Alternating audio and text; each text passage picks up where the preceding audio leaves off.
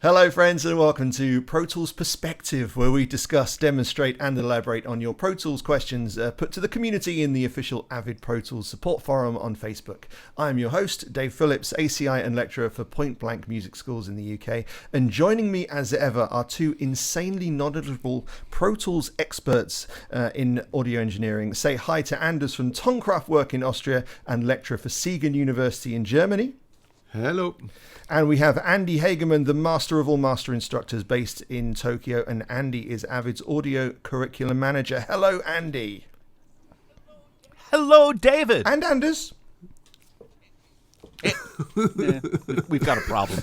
We'll talk about it after the show. But Anders and I, there's a thing going on. Now, today's subject has been inspired by Dave. No relation.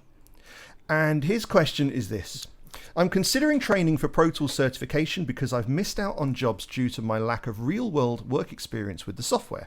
I'm sure some people here have some experience with this. I'm seeing training courses priced from expensive to stupid expensive.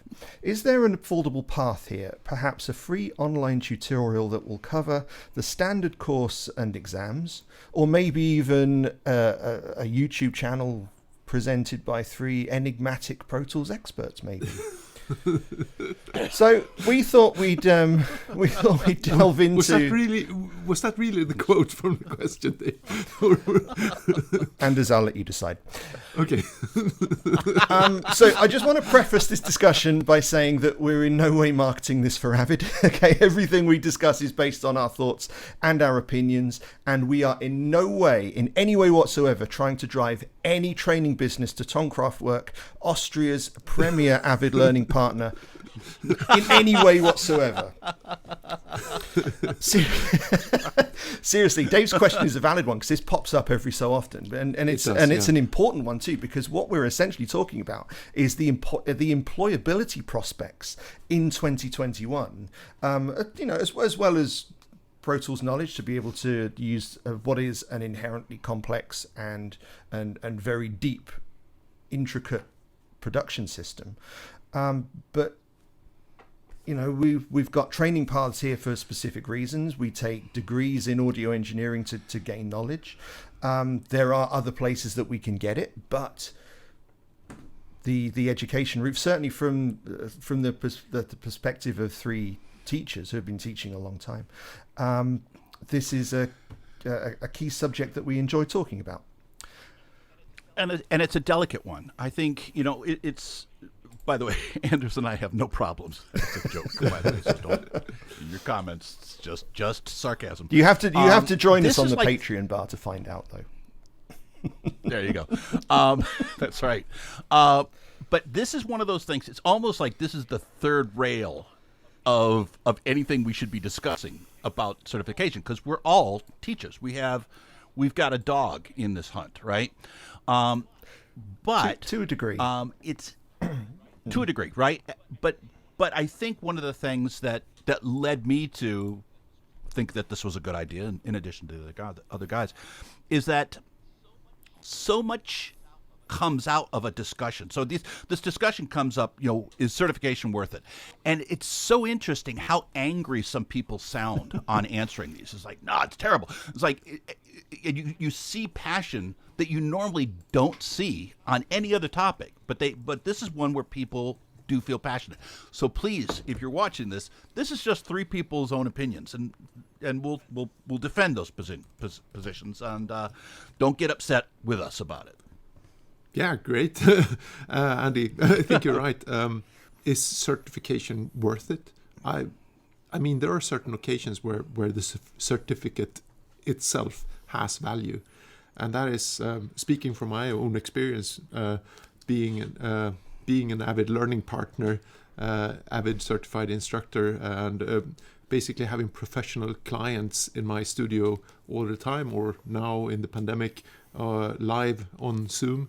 I hear a lot of stories from my clients, and especially if you're in post-production, it could be the ticket in. I mean, if there are maybe 200 applicants to a job position as a sound engineer on TV or something, Pro Tools certification has become the first thing they check for, does he know how to use the tool that he will need to be able to use every day? Because the TV station will not have the time to train you, especially in Pro Tools. So basically, they will just sort out the ones that have Pro Tools certification and start looking at those. And everyone else, doesn't matter what you've done. If you don't have the certification, you might just end up in the dustbin. So I've heard stories about those from quite a few clients in the post-production field. Speaking of which, let's talk a little bit about the levels of certification, because I think different levels, speak to different areas of learning, different types of learners, different types of students. So you guys are seeing my screen, right? Mm-hmm. So, and this is one of the places where a lot of confusion whenever this question comes up is, what is certification? And I actually, somebody even said, in order to be certified, you have to be a certified instructor. That's not true. Now, all of us are certified instructors, which means that we can teach students and give them user certification or end user That's literally certification. putting the cart before the horse. Completely, right?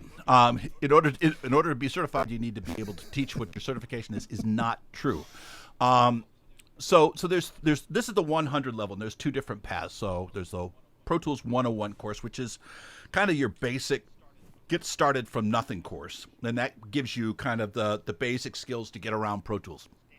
Standing on its shoulders is the Pro Tools 110 course, which basically takes you the rest of the way through the Pro Tools native kind of system, not HD native, but a native system, a regular Pro Tools non-ultimate system. And once you pass the 101 exam and take that course, you take the 110 course and pass that exam. Once you pass those two exams, you're an Avid certified user. Okay, there's another way you can go and to use the same 101, but to follow it up with a Pro Tools 130, which is an excellent book by a guy named Eric Kienel on game audio production. And then once you take the course and pass the exam for 101, take the course and pass the exam for 130, at that point you are a game audio user. Now, to you guys, to Dave and Anders, what kind of incoming student is the model student for that kind of course, for these two kinds of courses? And the ideal student is somebody who's gone through audio engineering experience. They either have years of audio engineer experience that's organic, or they have a degree in audio engineering. They've studied audio engineering and they understand the principles of audio engineering. And now is the time to learn how to use the primary platform in studios. We're not using desks and tape anymore. We're using Pro Tools. It's actually kind of a loaded question intentionally. One of the interesting things is that if you're a college student and you're coming straight from high school, you don't know anything about anything, these are great courses. However, and I'll throw this out to you guys, especially you, Anders, since you're a professional ALP, avid learning partner, is do you find that the 101 and 110 courses, even experienced professionals, do they learn anything new in those courses? Yes, they do. That's right. I think, and this is, I love teaching the 101 course to people that have many years of experience with Pro Tools, because the discussions are just great. And the top one thing that you get as a reply is either, I didn't know that, or since when has this been in Pro Tools? That's like the standard question. Since when has this been a feature in Pro Tools? It's been forever, or something like that. No, what makes them so great is the way that they break down every fundamental structure in Pro Tools. So you're not just knowing what the tool does, but you know every aspect of it, and you know exactly what the structure in Pro Tools is, why the menus function the way they work, and how to navigate those, and where you can probably find stuff. So it's a lot about the structure, and my clients love the 101 and 110. And this is the thing, isn't it? Pro Tools certification. We hear Pro Tools certification, and we think we focus on the certification part, but there has to come, before you do the exam and get the certificate, you've got to go through 16 to 25 hours worth of training. to be able to do that. And I don't know about you, Anders, but I usually find that 16 or 25 hours, whichever the course I'm teaching, there's never enough time to really delve into everything you want to teach.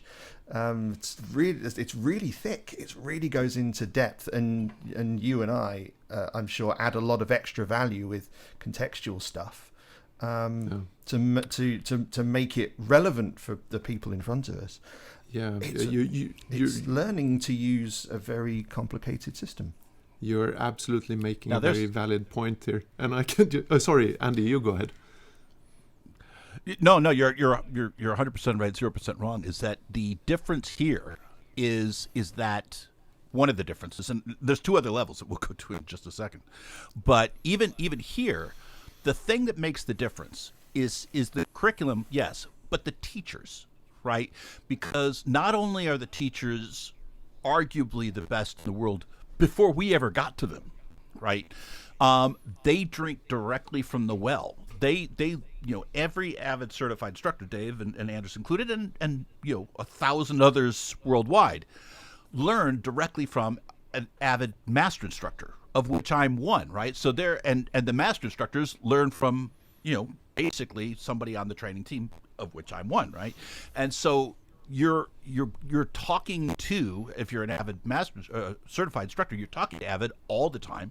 You're taught directly or one step removed from Avid directly, and the curriculum is by Avid directly, and you're already excellent teachers. So it's that combination of a solid curriculum and solid in-person delivery, whether or not it's virtual or whether or not it's in a classroom. It is in person. It's not a recorded YouTube video, right? So and it's for the students, and I think that's hugely important. And that's why Dave, what's your level of certification? 310 expert, which I did in version 10. Oh wow! So and Anders, you're 300. Yeah, I'm an ACI, meaning Avid Certified Instructor in both post and music production for 310, both paths and the game audio. I have that one as well. Nice. So as a teacher, you collect them like Pokemons. So here's gotta learn them all. And can I just say one more thing? So when I took my 100 level training, I did this in New York in 2010, and to be really honest, I wasn't the least humbled. I thought that I knew everything about Pro Tools because I'd been recording in Pro Tools for like the past 5 years, and I can remember that I finished the mix of an album just the night before I went over to New York. So I was like, yeah, okay, so I'll just sit through this course. And I didn't expect that I would learn that much. But within half an hour, I was just like, whoa, what just happened? I had a great instructor, Taron, thank you very much.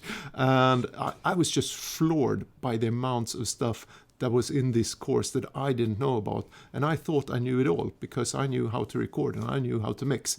But teaching but really getting to know how this software works is just, I was just floored by that. But that's the thing, isn't it? It's not. This isn't teaching you how to mix or how to engineer. It's just teaching you how to use the software and how all of the tools and the features are just going to be able to benefit that work. Yeah. I just because I want to kind of let folks know that this isn't just some slapdash thing. So we've got the 100 level, which you just saw, and then we've got a 200 level, which starts off with the Pro Tools 101. Then goes to the Pro Tools 110, so you've already got that certification. And then you have a 201 course, which basically takes you into the world of Pro Tools Ultimate and HDX and HD native systems, and then branches off, right? So then you can go from the 201, which is fairly generic, to the 210M course, which is more advanced music production, or the 210P course, which is more advanced post-production. So if you go into the 210M, you'll learn about things like, virtual instruments, music mixing techniques, things like that. In 210P, you'll learn about things like synchronization, frame rates, post-production techniques. And then once you pass all of those courses, you're now not a Pro Tools certified user, you're a Pro Tools certified operator. And Anders, you said you had music and Yeah, post? I do. Yeah, and Dave, you've got I'm on M. I've done M. I went the M path. got it. yeah, and You're an empath. I'm an empath. I know, but it's funny you should mention this because during the years I started out in music. My interest was music. I'm a musician myself, but I've transitioned more and more into post, and I find that I think about 60 to 65% of my clients are in post production now. Yeah. And then just to wrap it up, we've got the big kahuna, expert certification. And there's a number of different paths we've got for that. So let's take a look at the top thing. So you do 101, 110, 201, and either 210M, which then goes to 310M, which is expert music production, or you go into 210M, which leads to 210P, which goes to 310P, and that goes to expert post certification. So these 5 courses on music side or the post side will get you to expert certification. Now, the big difference here is that the 310 courses go deep, deep, deep, and the exams are brutal. Do you guys remember your exams? Yes. I think I blocked it out. I've done them in both for music and for posts. I've done them twice, but it was great fun. It's a thing we call the gauntlet, which is basically, it's a simplification, but basically we take away your mouse and we tell you to do everything. The teacher gives you a list of things that you have to do. That are a workflow, but you have to do them using shortcuts, and you have to do them extremely fast. And if you don't do them fast enough, you lose points. It's the first time, by the way, I've actually seen a grown man just break down in stress. He's like, I can't do it. I need to take a break. I'm done. He just stressed out. And then the bottom one here is the new one. That's which not is the only one, S6. Andy. That isn't the only Yes. exam, right? You have the written exam like with any other test. You have Yes. the gauntlet, the shortcuts exam. We have a workflow exam, at the end you have a mixing exam, right?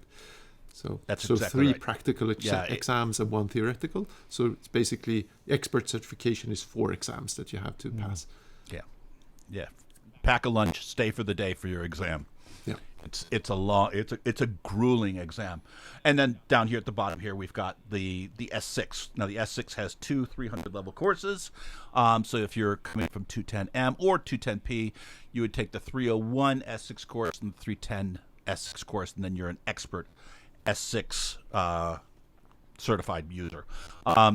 These are not for your casual learner by any stretch of the imagination. These are largely aspirational. If you want the brass ring, these are the ones. And Anders, you teach these, don't you? I do, yeah. I teach all of these, yeah. So that and Andy's made an interesting point there. There's the difference between the casual learner who just wants to understand the software, and then there's the professional users that might need either the knowledge or the certification for something else. So the casual learners can do very well with up to 110. Would you say? I think you snuck in a very important word there, Dave. Knowledge. Okay, you just snuck it in. And of course, the certification might be worth it, but I think for any of these courses, the one thing that you really take away with them is the knowledge that you get from the course. That's the most important from your part, instructor. Yeah. And I mean, there is a lot of debate. I've read posts like these pop up every maybe 3 weeks or something in the forum, right? And I've been very frustrated sometimes when that my clients that I know are lurking in the forum aren't expressing what the difference the courses have made for them. So at one point I got very frustrated and I started writing one of my clients that I know very well, and I was like, why don't you jump into this discussion and like defend the courses. I was frustrated, and he said, "No, man, it's my secret weapon. That gives me the edge over all of my competition. The knowledge I've gained from you, from your courses, is what makes me a lot better than my competition." And then I just okay. And now they're all buying Teslas as well. You know, But Andy, when we had this discussion a couple of days ago about this, you said something that was really, really important that I kept thinking about all through the weekend now. And you said, in a business where only the top 5% actually get to work professionally doing this, yes.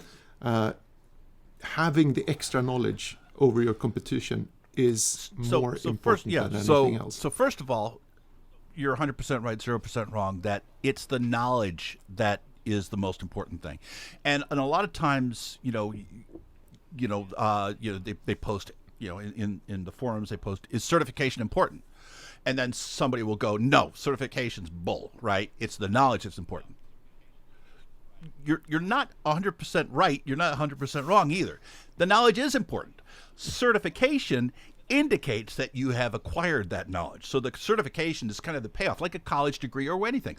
Does a college degree mean that you're going to be successful? No. Mm-hmm.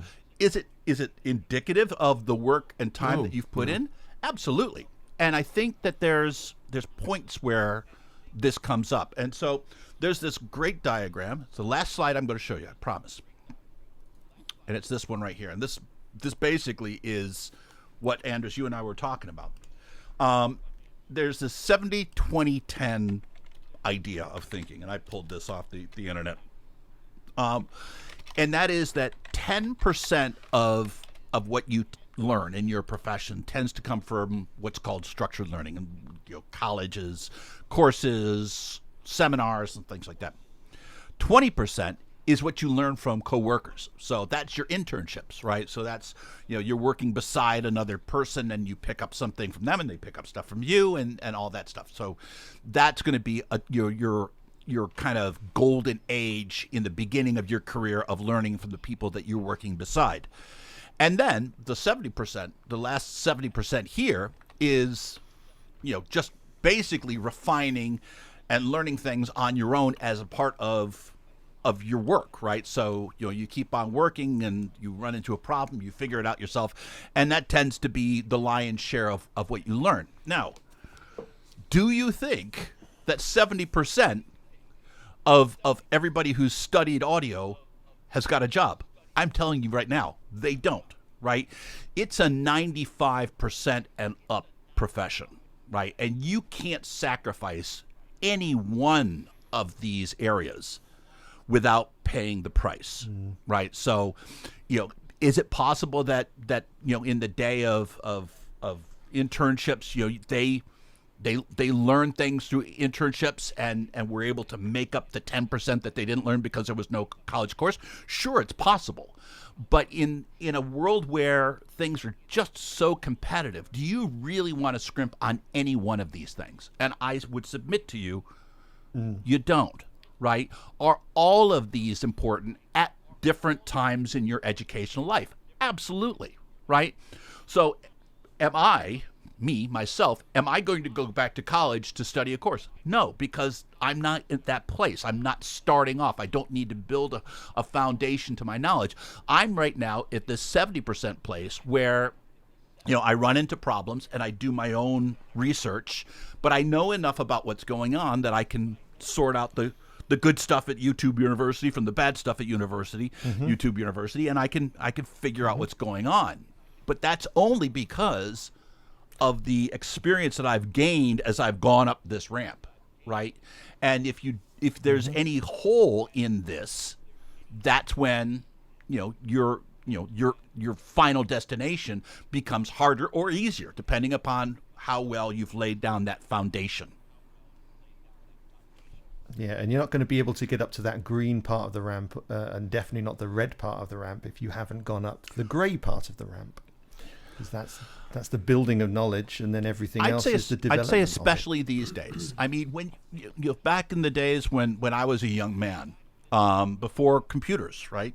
Before horses, right? No, not quite that long. But before computers were, a ubiquitous thing. Before, while we were moving from analog to digital, there were no colleges that taught audio production. There was no industry certification on a DAW. There was no DAWs, right? So the only way the college that you would learn in a structured learning was an internship at a studio, and that's where you would learn from somebody who had more experience, right? And that of which there were very few of them anyway.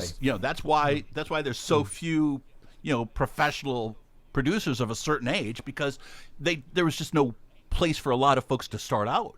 Now there is, right? So now what we're coming into is a democratization of all the creative tools and a democratization of the knowledge to use them, right? And so there's colleges, there's online learning, there's e-learning. I would submit to you that if the coronavirus has taught us anything, it's the value of teacher-led learning. Folks can't wait to get back in the classroom, right? Before people couldn't wait to get out of the classroom. Now people can't wait to get back in, right? And so people now realize that there's a qualitative difference to studying under somebody who's guiding your learning at a time when you need it to be guided, right? And as you go up that ramp, your need for guidance decreases, right? And you can be a little bit more self-sustaining in your ongoing learning. It's not to say you don't. Go ahead. Yeah, but you're totally right. And you mentioned YouTube University here, and even though you spend a lot of time on YouTube and watching stuff, maybe our channel, and learning from this, which is great, and that's what we want you to do. But taking a concentrated course over 2 or 3 days is just tailored for you, with the instructor there in the same room, and we can actually ask questions where you don't have to sift through hundreds of hours of YouTube stuff. I think that's it's on a whole other scale than sitting and trying to find stuff on YouTube, isn't it? Can I springboard off of that? Because one of Dave's one of the parts of his question was, I'm seeing training courses that are priced from expensive to stupidly expensive. Now, Pro Tools 110, 16 hours to possibly a 3-day course. Pro Tools 110, 3-day course. Full, 8-hour days. 201, 210, 310, 3-day courses still? At a clip, yeah. Yeah. 212, yeah. Yeah, and the we're talking X amount of 8-hour days. When you break the spend down, it works out, certainly in British money, it works out to be around about £20 an hour, which is about what you'd pay for a one-to-one private tutor. A little bit less, arguably. Once you get up to the more prestigious courses, your 200 and your 300 level, the price does increase. The learning materials do get a little bit more expensive, but still that's included in the course price, and yes, that's generally also why they are a bit more expensive as well. Yeah, but in terms of the student spend, it still works out about £40 an hour. Now that's where we're getting up to professional training level. If you're going to be doing one-to-ones with professional one-to-one tutors, that's the kind of money that you'd be paying. The thing is that it's all front-loaded. You pay it all at once, and then you take 16 to 25, 26 hours, 28 hours of training, plus your exam fees, plus your learning stuff. You take into account the local taxes as well. It's it's a lot of money up front, but it's an investment in either your knowledge or it's an investment in your employment opportunities. We do exactly the same thing with degrees. We do exactly the same thing with college courses. This really isn't any different in terms of what it gives you at the end of it. But all of that knowledge is so freaking important. That certificate at the end of it is the proof that you know what you know. And honestly, and this is going to sound like shameless patting myself on the back. This is expensive or ridiculously expensive compared to who?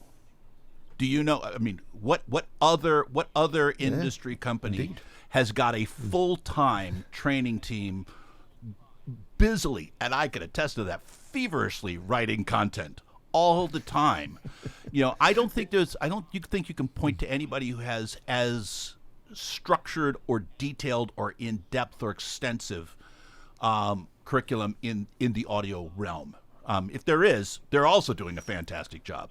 But this is not like anybody else's I've ever seen educational content. And it's certainly not marketing. It's true training, so that you're successful.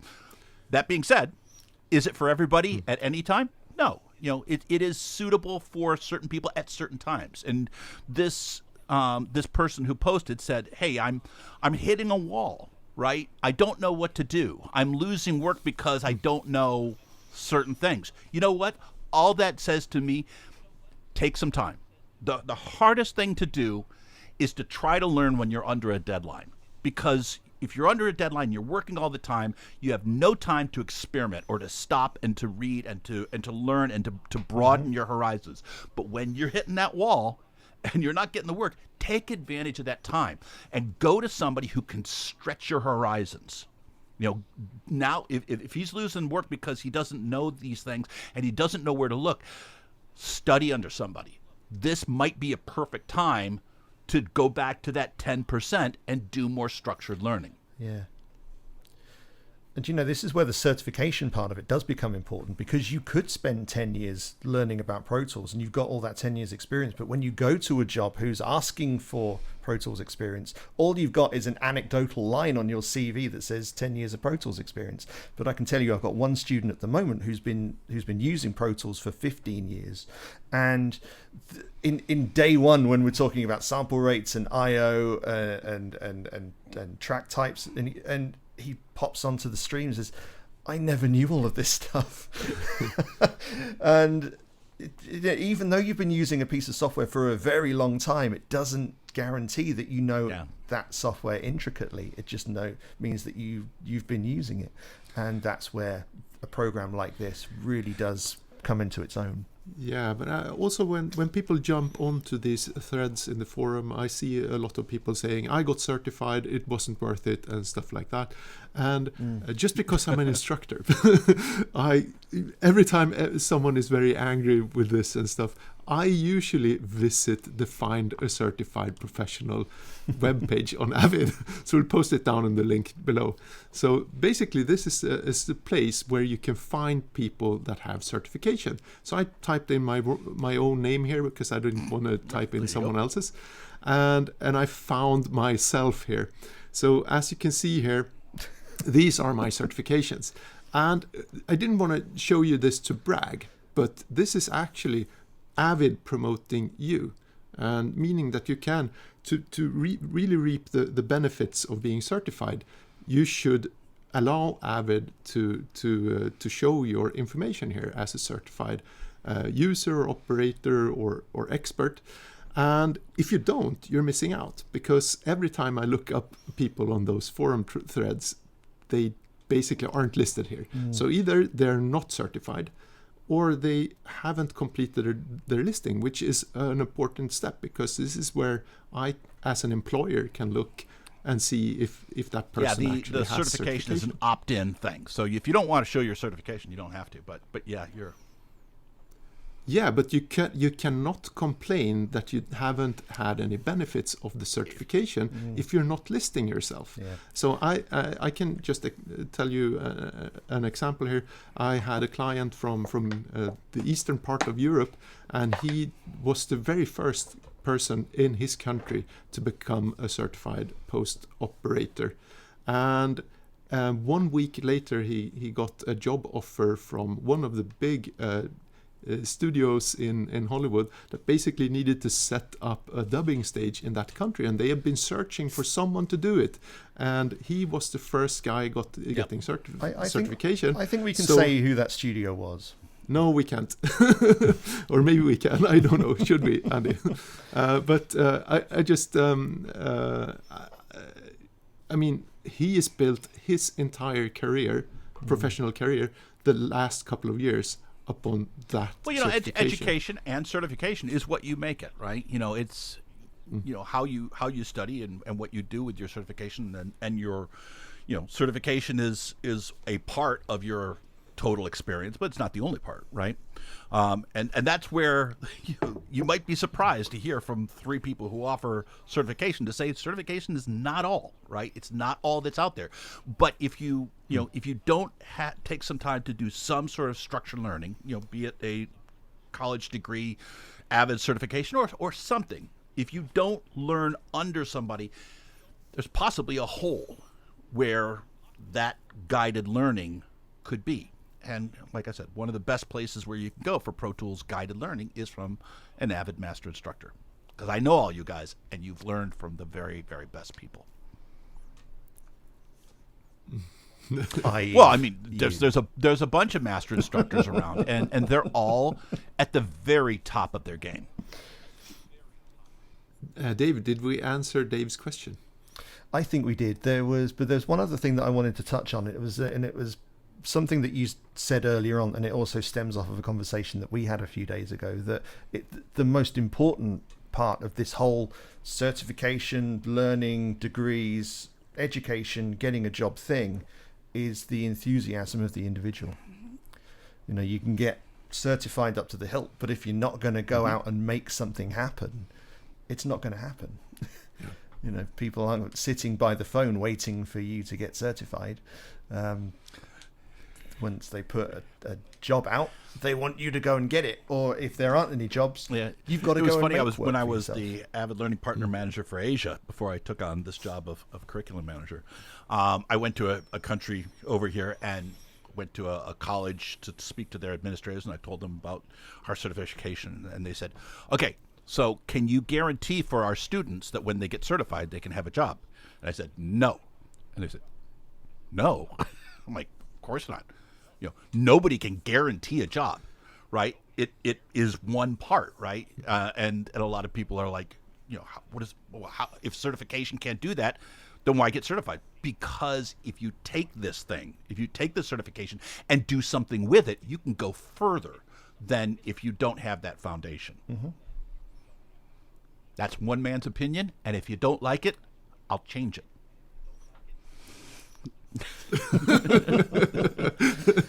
I think it's three men's opinion, and it's one of the things that I enjoy spending time with my students doing most is talking about career progression options. One of the questions I always get: how can I start working? How can I get work? How can I be a professional engineer? And when we have an hour or so conversation on strategy, that things they could do from the moment that they start studying. And you guys don't know this, but I wrote a book on how to be a music student a few years ago. It's available on Apple. And it's mainly from the perspective of musicians. There's a little bit in there about recording engineers because it was mainly aimed at musicians. But it was how you can build a career from the moment you land at music school. Because essentially, when you land at music school, you are in the music industry. You can work, you can learn to teach, you can produce, you can write. You don't have to wait to finish. That is the perfect time to start it. You've got 3 years of study. You're living at home. Nothing costs anything, or everything's cheaper anyway. So you've got this fantastic platform to be able to build something, so that when you finish, it's more guaranteeing yourself some kind of work than waiting to finish and then going to find it. If you can build something from the word go, then you've got a very good springboard to springboard off of. Yeah. Great. I mean, the contacts that you get during your studies, be it at college or someone else. But I see that also at my courses, being an AVID professional learning partner, people get together. It's a networking situation as well. You get to meet people in similar situations like yourself, and that's always good to have contacts. And teachers do hire students as well. We do keep in mind who the good students are. Yes. I think we covered as much as we could do, and hopefully it's given Dave some things to think about. So let us know, and similar with anybody else as well. If this has helped inform your decision in any way, or help give you a little bit of perspective, then we'd love to know. Can I just throw in one last thing here? Mm-hmm. to make your decision a little bit easier, you should consider the Patreon thing, where you actually get 10% off of courses. Oh, right. Do you remember that? Yes. It's one of the membership tiers. Even at the €5 $5 thing, we actually get 10% off any Pro Tools course at Tonkraftwerk. So that means if you buy a course, basically the subscription becomes free. All the money that you saved. Yeah. Awesome stuff. All leaves me to say is thank you very much to Anders. Thank you. Thank you very much to Andy. Hope you enjoyed this. Hopefully it helped. My name's Dave. This is Pro Tools Answers, and we're out.